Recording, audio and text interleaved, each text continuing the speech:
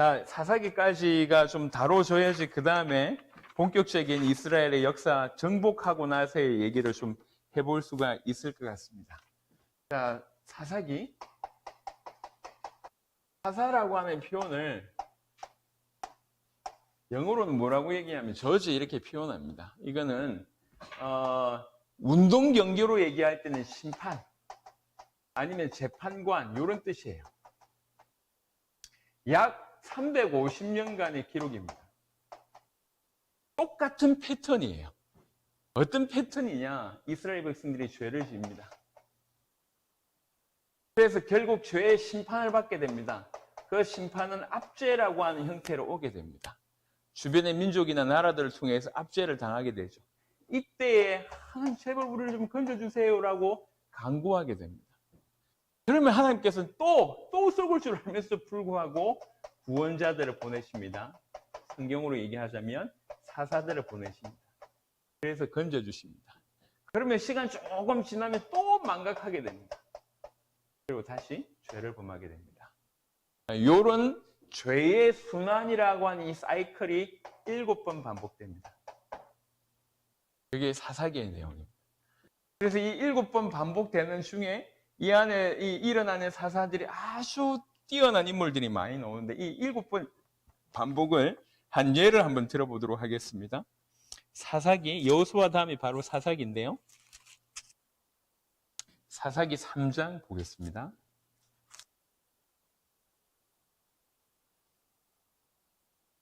3장 7절부터 보겠습니다. 7절, 이스라엘 자손이 여호와의 목전에 악을 행하여 자기들의 하나님 여호와를 잊어버리고 바알들과 아세라들을 섬긴지라. 우상을 섬기는 또 악을 행하는 범죄를 합니다. 여호와께서 이스라엘에게 진노하사 그들을 메소포다미아 왕 구산 리사다임의 손에 파셨으므로 이스라엘 자손이 구산 리사다임을 8년 동안 섬겼더니 압제당하는 일이 벌어집니다.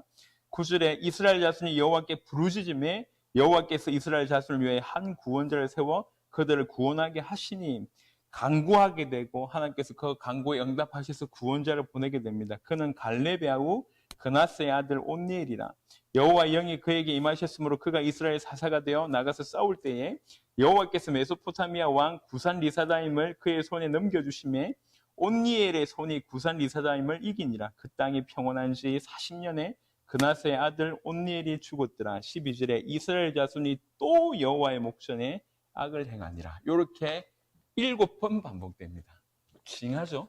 7번 반복되는데 이게 어떤 게 이 안에서 어떤 메시지가 있냐면 인간들의 상태가 원래 어떤 상태인지를 그냥 여과 없이 볼 수가 있습니다. 인간들의 상태는 하나님을 떠나 생명 없는 상태입니다. 죽어 있는 상태, 사망의 상태라고 얘기할 수 있고 그래서 항상 죄와 무관할 수가 없어요. 그 배경에는 눈에 안 보이지만 항상 여러 형태로의 모습으로 등장하는 사단의 모습이 보입니다. 계속 이런 실수를 하고 있습니다. 그래서 항상 똑같은 반복을 하고 있는 거예요. 어떻게 이럴 수 있을까 싶을 정도로 이스라엘 역사 속에 그것도 이스라엘의 역사는 하나님의 역사 아니면 하나님의 능력을 지구상의 어떤 민족보다 비교할 수 없을 정도로 경험한 나라가 이스라엘 아닙니까? 그러니까 이런 나라임에도 불구하고 하나님의 역사를 어떤 민족보다 비교할 수 없을 만큼 경험한 민족임에도 불구하고 인간의 상태가 그만큼 더 강력하다는 거죠. 눈앞에 하나님의 역사를 보여줘도 안 믿을 만큼 이 상태가 심각하다라고 하는 것을 노골적으로 보여주는 사건이 사사기입니다. 사사기에 내용들이 많은데 그중에 몇 명만 얘기를 좀 해보겠습니다. 자, 간단하게 정리했어요. 온니엘, 에후, 삼갈, 드보라 이런 인물들 얘기를 좀 했는데 한 2명만 얘기를 해보겠습니다. 그 중에 한 명이 기드온입니다. 이름이 아까 우리 이렇게 태양과 달이 머물렀던 그 민족의 이름은 기브온이고요. 기브온 땅이고 이 사람은 기드온이라고 하는 사람 이름입니다. 여룻바알이라고 하는 별명이 있는 사람이에요. 하나님이 기드온을 부릅니다. 기드온을 부르니까 기드온이 얘기를 하는 거예요. 하나님, 우리 집안은 가장 연약한 집안 중에 나는 또 가장 연약한 자인데 어찌하여 나를 부르십니까? 그러면서 뭐라고 얘기하냐면 하나님이 살아계시면 왜 우리가 이랬습니까? 왜 우리나라가 이렇게 압제당하고 있습니까? 하나님 과거에 그렇게 역사하셨는데 오늘날에는 왜 역사 안 하십니까? 막 이렇게 얘기합니다. 그럼에도 불구하고 하나님께서 내가 너를 쓰겠다고 얘기하니까 이 기도원이요 기가 막힌 제안을 합니다. 하나님 정말 나를 쓰시렵니까? 나를 통해서 저 미디안의 손에서 미디안이라고 하는 지금 압제를 당하고 있는데 미디안의 손에서 나를 건져내시려고 합니까? 그러면 나는 우리 가족도 이렇게 크지 않고 나도 가장 작은 자인데 증거를 보여주세요. 하나님 나를 통해서 저 미디안 땅에서 우리 민족을 끄집어내겠다고 하면 증거를 보여주세요. 뭐 무슨 증거를 보여줄까라고 얘기하니까 이제 얘기를 하는 거예요. 양솜틀 하나 가지고 이렇게 하나님께 시험을 하는 겁니다. 하나님, 내일 아침에 내가 눈을 떠서 왔을 때 다 땅이 마르고 요 솜틀만 물이 적게 해주세요. 그러면 하나님께서 나를 부르셨다고 하는 것으로 내 이해하겠습니다. 아침에 눈 떠서 가보니까 다 젖었는데, 아니, 다 이 마른데 솜틀만 다 이렇게 물 젖어 있는 거예요. 그러면 알아들어야 될 거 아니에요. 얘가 생각을 해봤지. 아, 이럴 수는 있다. 이럴 수는 있다. 다 마른데 솜털만 젖을 수 있다. 그래서 뭐라고 얘기했냐. 하나님, 한 번만 더 기도를 들어주십시오. 뭔데? 다 젖었는데 이것만 뽀송뽀송 마르게 해주십시오. 오케이. 그래가지고 그 다음날 가보니까 실제로 그렇게 되는 거예요. 다 젖었는데 양털만 깨끗하게 아주 뽀송뽀송하게 마른 거죠. 이걸 하나님의 음성으로 듣게 됩니다. 그러니까 그렇게 작은 기도 요청에도 하나님께서 무시하지 않고 들어주십니다. 그리고 나서 이제 본격적으로 전쟁하러 나가는데요. 아주 재밌는 사건이 미디안하고 전쟁하러 가는데 32,000명의 사람들이 몰려오는 겁니다. 32,000명의 이스라엘 백성들이 전쟁하겠다고 몰려오니까 하나님께서 뭐라고 얘기하냐면 얘네들 많다. 얘네들 많다. 얘네들 가지고 전쟁에서 이겼다고 하면 니네가 이겼다고 얘기할 거 아니냐. 돌려보내라. 그래서 얘기합니다. 기도원이 일어나서 혹시 불안한 사람, 무서운 사람, 결혼을 하고 나서도 지금 자기 아내하고 이렇게 신혼생활을 제대로 못하는 사람들 다 돌아가라. 다 가라. 그러니까 22,000명이 가버렸어요. 10,000명 남았습니다. 10,000명하고 전쟁하는 것도 쉬운 일이 아니잖아요. 근데 뭐라고 얘기하냐? 그것도 많다. 그래서 구분하라는 거예요. 어떻게 구분할까요? 하나님 방법 주십니다. 10,000명을 데려가지고 물가로 가라는 거죠. 그래 놓고 물 마시는 방법에 따라서 사람을 선별하라고 하는 거예요. 그러니까 어떤 사람은, 대부분의 사람들은 어떻게 물을 마시냐면 그냥 코 박고 이렇게 핥아 먹고, 대부분의 9,700명이 이렇게 핥아 먹습니다. 300명 어떻게 먹냐면 손을 이렇게 떠서 먹는 거예요. 그래서 하나님 뭐라고 얘기하냐? 9,700명 돌려보내라. 어떤 분들은 이걸 가지고 뭐 이렇게 여러 가지 해석을 많이 하더라고요. 이렇게 이 개같이 핥아 먹는 사람들하고 그다음에 물 떠먹는 사람하고는 성질이 다르고, 이거 뭐 평상시에 싸움 준비하기 위해서 물로 떠먹고 오만 해석을 다 하는데 그게 아닌 것 같아요. 하나님께서는 소수를 원하신 겁니다. 9,700명 다 보내고 300명을 부른 거예요. 이 300명을 데리고 미디안과 전쟁하러 가는 거예요. 어떻게 가냐면 한 손에는 이렇게 나팔을 들고 한 손에는 횃불을 드는데 횃불을 이렇게 그 항아리로 씌우라는 거예요. 이렇게 들고 가는 거예요. 그래가지고 미디안에 있는 사람들 밤에 쳐들어가는 겁니다. 아무도 모르게 조용하게 가서 사인을 줄 때 한꺼번에 이거 항아리를 깨뜨리고 나팔을 불라는 거죠. 나팔 불고 항아리 깨뜨리면 불이 나올 거 아닙니까? 300명이 가서 한꺼번에 그렇게 해버리니까 이 미디안 사람들이 서로 쳐 죽이는 그런 일이 벌어진 거예요. 그래가지고 미디안의 대성을 거둬들이는 그런 일이 벌어집니다. 이게 기도원을 통해서 하나님께서 행하신 일들이에요. 야, 이게 자세하게 보면 성경을 조금 이렇게 세밀하게 봤을 때하고 크게 봤을 때하고 느껴지는 게 다른데, 지금 저는 여러분한테 좀 크게 얘기하잖아요. 전부 다 정말 하나님을 신뢰하는 그걸 주께서 원하십니다.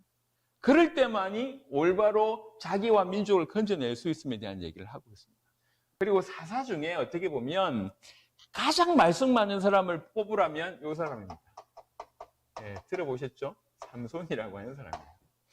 삼손은요, 어떤 사람이냐면 나시린입니다. 나시린이 뭐냐? 요거부터 좀 설명을 좀 해보도록 하겠습니다. 민수기 6장을 한번 보겠습니다. 구약 성경 이게 있습니다. 앞쪽에 있죠. 민수기 6장.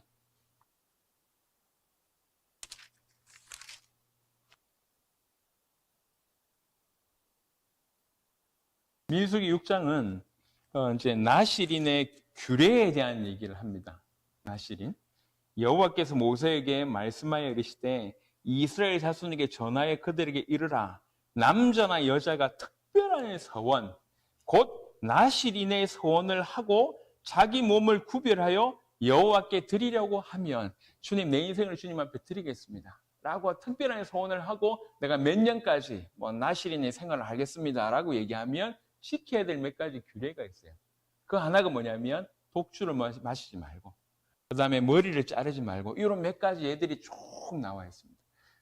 또 자기 몸을 더럽히지 말고, 시체를 가까이 하지 말고, 이런 여러 가지 규례들이 쭉 있습니다. 이게 나실인의 규례입니다. 그러니까 이 나실인은 본인이 서원하든지 또 부모가 자식에게 서원케 하든지 이런 일이에요. 근데 삼손이 나실인이에요. 근데 이 나실인인데도 불구하고 지켜야 될 규례는 거의 안 지킵니다. 근데 힘이 굉장히 장사였던 것 같아요. 그래서 여러 얘기가 있습니다. 가족도, 이 가정도 여러 번 실패하고요. 그러니까 블레셋이라고 하는 민족이 압제할 때 일어난 일입니다. 이제 맨 마지막에는 이제 들릴라 때문에 그러는데, 들릴라 전에도 결혼하기 위해서, 블레셋 여인하고 결혼하기 위해서 갔는데, 이게 보니까 이제 좀 짓궂은 것 같아요. 삼손이 보니까. 길을 가다가 이렇게 사자를 이제 죽이게 됩니다. 사자를 죽여요. 사자를 죽였는데, 사자를 죽였다는 얘기도 굉장히 간단하게 성경은 얘기합니다. 사자를 죽여요. 그리고 며칠 후에 가보니까 그 사자의 몸에 벌이 이제 깃털을 틀고, 이제 그 안에 이제 벌꿀이 이제 모여드는 그런 일이 벌어진 거죠. 그러니까 죽은 사자에게서 이제 벌꿀을 얻게 되는 겁니다. 그래가지고 이제, 이거 참 재밌다. 이래가지고 이제 블레셋 이 여자한테 들어갔는데, 블레셋 여자 지인들이 있을 거 아니에요. 그 지인들하고 술 먹으면서 내기를 한 거예요. 내가 수수께끼를 하나 낼 건데, 그 수수께끼 가지고 맞추면 내가 니네들한테 선물할 거고, 못 맞추면 니네들이 나한테 선물을 해달라. 이렇게 얘기하는 거예요. 근데 그 수수께끼, 요거에 대한 수수께끼를 냅니다. 아무도 못 알아맞출 거 아니에요.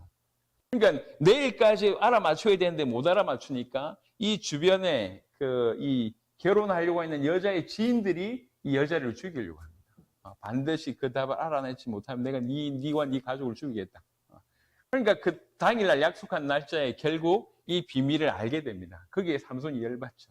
그래가지고 약속한 게 뭐냐면 의복 30개인가 그래요. 그래서 밖에 나가가지고 바로 블레셋 사람 죽여가지고 옷 뺏어가지고 줍니다. 이러면서 이제 말도 안 되는, 사사로서는 조금 이해하지 못할 그런 막 행동들을 하는 거죠. 그런 중에 들릴라라고 하는 여자를 만나게 됩니다. 아주 어떻는지 모르겠지만 삼손의 마음을 아예 빼앗아 버린 거예요. 이 들릴라에게 이제 블레셋 사람들이 와서, 네가 만약에 삼손의 힘의 근원을 정확하게 알아서 우리가 삼손을 체포할 수 있도록만 도와주면 돈 얼마 줄게. 큰 돈을 약속했던 것 같아요. 그래서 이 들릴라가 계속 달달 볶습니다. 삼손한테. 도대체 당신의 힘의 근원이 뭐냐? 그럼 마지못해 삼손이 알려주는데 거짓말로 알려줘요. 예를 들면 한 번도 매지 않았던 줄로 나를 매면 내가 꼼짝 못한다. 그러면 그 얘기를 해주고 자고 있으면 또 들릴라가 사람을 부르죠. 그게 사람이 와가지고 블레셋 사람이 와가지고 막 잡으려고 하면 이게 딱 끊어가지고 블레셋 사람 또 없애버리고 이런 일들이 계속 반복되는데, 삼손도 대단하지만 들릴라도 굉장한 것 같아요. 계속 볶는 거예요. 속된 말로. 계속 볶으니까 나중에 삼손이 결국 이기지 못하고 자기 힘의 근원을 얘기합니다. 그러면서 자기의 머리에 대한 얘기를 하죠. 그래서 자기 머리가 잘리면, 이 머리털이 잘리면 내 힘의 근원을 잃어버린다. 왜 그러냐면 성경은 뭔 얘기를 하고 있냐면, 그럼에도 불구하고 삼손에게 하나님이 함께 하셨기 때문에 그 힘이 났다, 이 얘기예요. 이 얘기예요. 결국 그 근원을 깨닫게 되고 들릴라가 또 일러줍니다. 그래서 이제 이 머리털을 자르니까 힘이 사라진 거죠. 그래서 잡히게 됩니다. 눈 2개를 꽂게 되고요. 그 다음에 블레셋 사람 앞에 이렇게 아주 비참한 모습으로 시키는 대로 하고, 그 다음에 큰 이 동물들이 하는 일처럼 이렇게 행하는 그런 일이 벌어진 거예요. 그러다가 시간이 조금씩 지나게 됩니다. 블레셋 사람들이 큰 축제를 하기 위해서 이렇게 뭐 성이라고 얘기해야 되나 3,000명 넘는 사람들이 모여서 축제하고 있을 때 가장 큰 기둥 두 개가 이제 있습니다. 그 전체를 받침하는 큰 기둥에 이제 서게 되죠. 그때 하나님께 최고의 마지막 기도를 하게 됩니다. 하나님 한 번만 나에게 힘을 더 주십시오. 이래가지고 그때 하나님께서 응답하셔서 삼손에게 힘을 주고 삼손이 이제 그 두 기둥을 밀매로 사람들을 죽이게 되는데 사라 상전에 죽였던 것보다 자기가 죽으면서 죽였던 인물들이 훨씬 많았음을 보게 됩니다. 이렇게 하면서 삼손의 어떤 블레셋 사람을 이긴 사건에 대한 얘기를 좀 하는 겁니다. 사사들 중에는 아주 하나님 앞에 귀중하게 모든 면에서 완벽했던 인물이 있는가 반면에 이런 사람들도 쓰임받은 거야. 이런 사람들도. 실수투성이었는데도 불구하고 그럼에도 불구하고 하나님이 함께 하시는 이게 참 힌트입니다. 하나님이 함께 하시는. 그래서 제가 아까도 얘기했지만 성경이라고 한 것을 볼 때에 안에 내용들이 많잖아요. 조금 전에 얘기했던 그 인물들에 대한 얘기들, 사건들이 있을 것이고 아니면 어떤 표식 같은 거, 뭐 성막이라든지 어떤 이런 뭔가 많습니다. 고민해 봐야 돼요. 왜 이게 성경에 기록되어 있을까? 많은 사람들은 자의적으로 해석합니다. 지가 해석하고 싶은 대로 해석하고. 다윗처럼 용감했으니까 너도 용감하다. 이렇게 메시지를 합니다. 그건 답이 아니에요. 네. 그건 답이 아니라고. 다윗을 통해서 우리에게 주시는 메시지는 결국 그리스도의 메시지입니다. 모든 부분, 왜 그러냐? 이분을 통해서만 구원을 얻을 수 있기 때문에 그렇습니다. 이 성경에 있는 것들이 이게 왜 있을까를 연구하기 시작하고 조금만 고민하다 보면 수많은 메시지가 있습니다. 자, 이게 여호수아와 사사기까지의 내용입니다.